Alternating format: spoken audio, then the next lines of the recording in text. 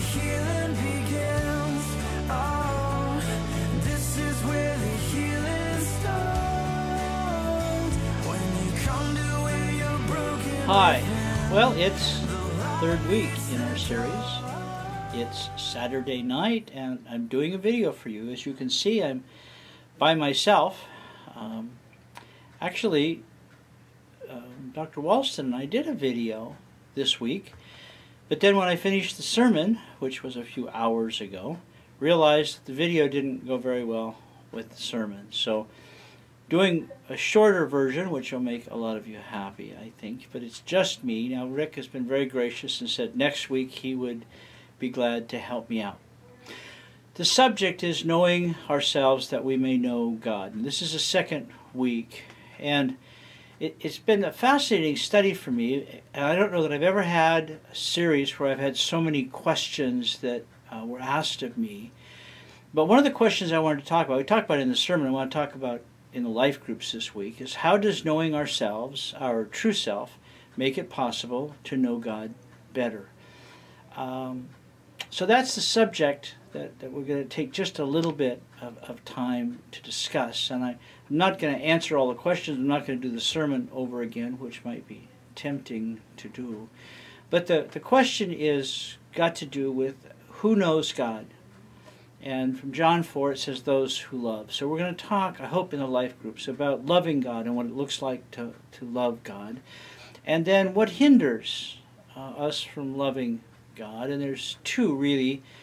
Our self-preservation, our self-protection rather, and our self-deception.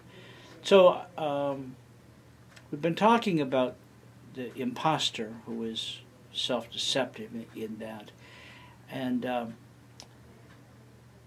if we look at the scriptures about loving, then what hinders us from loving God? And those are the things that are in the workbook that we're going to talk about, those things that cause us to protect ourselves. It's a little bit like any kind of a wound or a sore. If you touch it, suddenly your self becomes real big.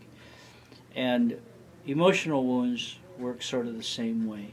Now we're going to lean heavily in this fourth chapter of 1 John, where he talks about who knows God, those who love. We're moving away from the intellectual idea of love. We're working away from the phileo love, which is a give and take. And we're moving to the agape love, to the self-sacrifice, which is ultimately the answer to knowing God, is as we sacrifice ourselves. Now, Paul writes, now we look at things as if we're looking through a bad mirror to try and see God.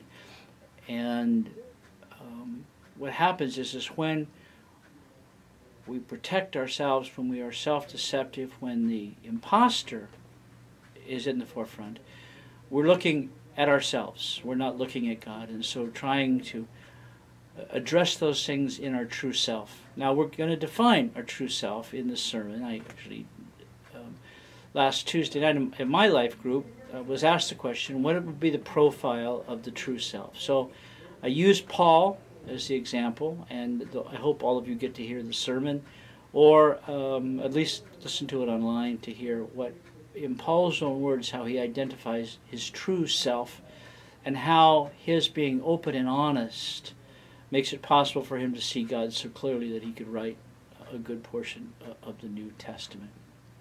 So that's where we are this week. We're going to not answer how to know ourselves so much as I'm trying to convince you to look inward, to see yourself, for me to see myself, and in doing so, how we can then either hinder or help our vision of God.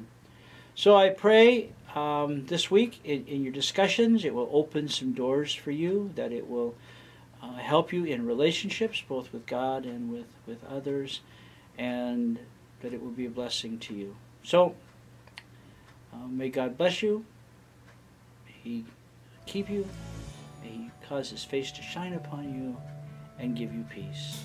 Afraid to let your secrets out.